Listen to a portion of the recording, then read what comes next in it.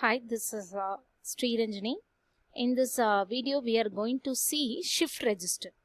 That is one type of shift register is serial in, parallel out. That is when you give the serial input as 1, 0, 1, 0 and the clock pulses for 0 clock, you will get all are 0. So 0 clock and there is no previous state. Previous state we are considering as 0. So all are 0 now.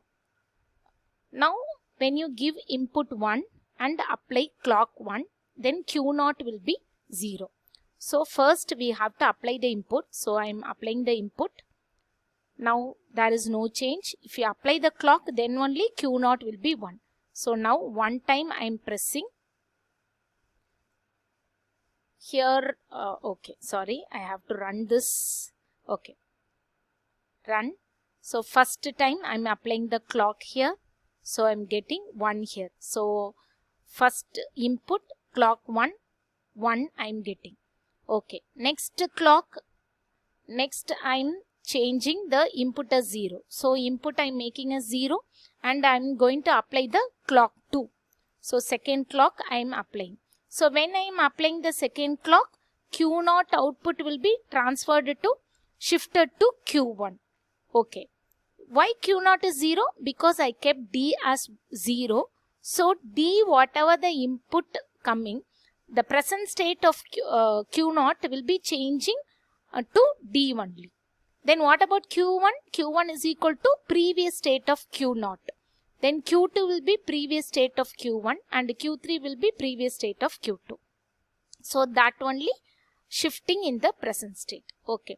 Now, I am going to apply the third clock pulse. Before that, I have to give 1 here.